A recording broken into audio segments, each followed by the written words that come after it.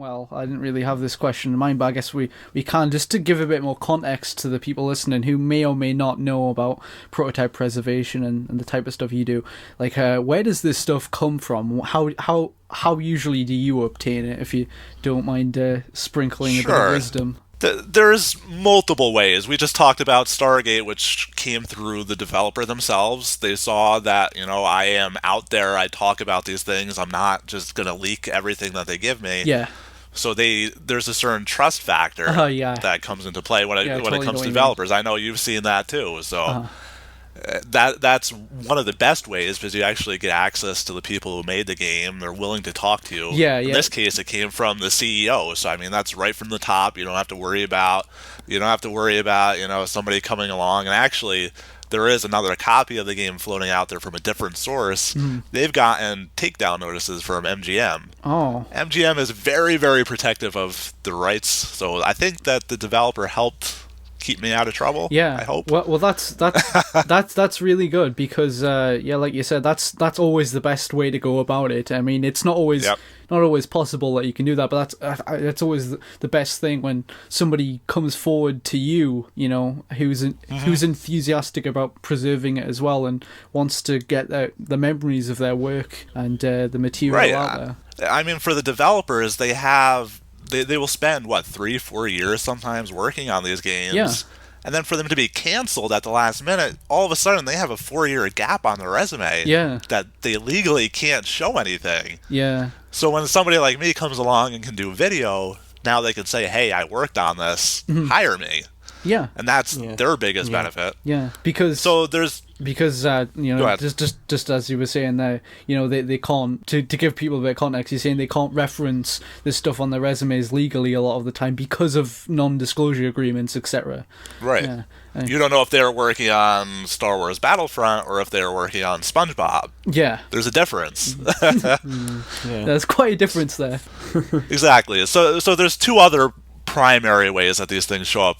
One of the biggest ways, especially a couple of years ago, were all the games press, all these magazines, all these websites, they were going out of business really, really quickly. Yeah. So all the people who wrote on these things were walking out with piles of discs that they never sent back. Yeah. I know when EGM closed years ago, they still had a bunch of cartridges back to Nintendo, Super Nintendo, Game Boy, that were just sitting in drawers. So they could send them back if they wanted to, like they were supposed to. They could trash them. Or they could make a bit of money. Exactly. They got sold to people. Usually it would be somebody who had quite a bit of money. They'd give them a lump sum. Yeah. That was fair. And then those people went on to sell those copies of the game. Yeah, sure. Yeah. So that was actually a really great source, but a lot of those aren't too valuable because A, there's a lot of crappy games. And sure. B, a lot of the times they would get final copies of the game, which doesn't help us anything. We already have access to final copies, so that's not the best way, but some of them are really good. Yeah. Some companies were better about sending early builds than others. Yeah. It's just the truth. Yeah. Then the other way is kind of more of developers going out of business and stuff just walking out of the studio or being sent to the recycling plant. A lot of the developers who worked on these games, they wanted to hold on to something. Why wouldn't they? They just spent, again, years working on them. Yeah, I totally get that. So they would walk out with builds. Yeah. And they don't want their name out there most of the time, but they're still great sources. Do you get many people, approaching you firsthand and making the connection themselves and saying, "Hey, we have something for your site," or is it or would you say it's all you pursuing them? It depends. There's some things where even if they're not offering a build of a game, they'll offer advice. Yeah.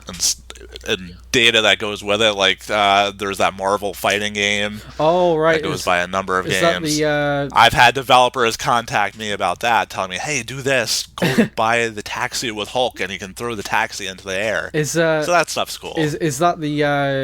Is it the who made that again? That was like EA Chicago. Or EA Chicago. Yeah. Yep. Yeah, I know the one with like the destructible environments and that kind of thing. Yep. Yeah, that was interesting. And I think that was pulled off of a development kit that was abandoned after the studio closed. Yeah, because that's a good way of doing things. That's where a lot of these kind of things come from, like old dev kits and such like that. Yeah, like some of them for some reason get traded into Goodwill or other charity places. Yeah. And then somebody stumbles upon them for $10 and buys them and sells them to me for hundreds of dollars. But yeah, my thing is, like, if I don't buy it, somebody else is going to buy it, and it's going to truly disappear. At least my goal is to get the stuff out there the best I can. Yeah, I mean, that always kind of saddens me that people will buy it and then just keep it themselves. Right. I mean, sure.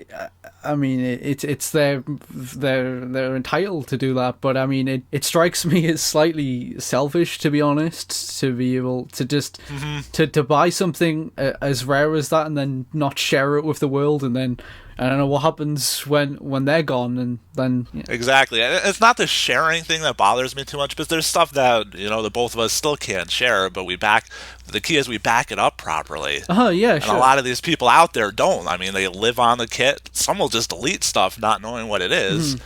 So that's gone. I mean, for me, if I happen to die, my wife, my family knows what to do with my collection, who to talk to make sure the stuff lives on. Yeah. It's not going to die with me, even the stuff that I can't put out there. Yeah, well, that's good if we ever decide to have you killed, Andrew. Yeah, exactly. I try and people won't be happy necessarily of where it ends up. It's not all going to end up online, so don't get too excited about killing me. There is actually one other source I didn't talk about because it's kind of a sore point as of late. I don't know if you remember when the Xbox One wasn't announced yet. All the Durango leaks. Roughly, yeah. So basically, what was happening is somebody got access to a bunch of servers. Oh, okay. From a lot of different companies. Epic Games, I didn't actually Blizzard. I didn't actually know where those leaks came from, but yeah, continue. Yeah, this was a guy in Australia. Was one of the heads. They didn't like me because I like to talk about the stuff that I found. Meanwhile, they were hacking these companies and actually penetrating their servers to steal these things. That's a bit too far for me. Even today, like, I'm being offered stuff from the Xbox One, and I'm like, how did you get it? Oh, I can't say. It's like, I'm not gonna. These people are now sitting in jail.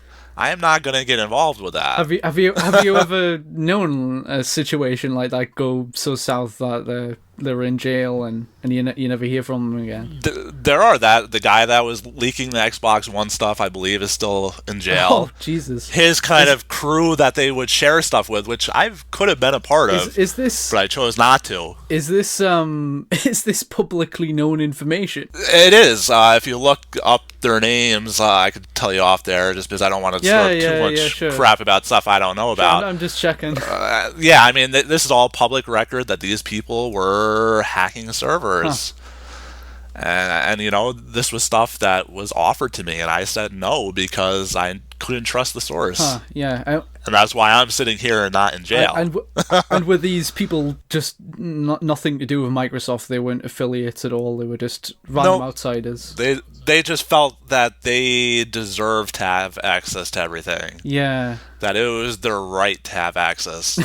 At the end of the day, I don't deserve to have access to any of this stuff. Yeah, sure. It just happens that I've had the opportunity to.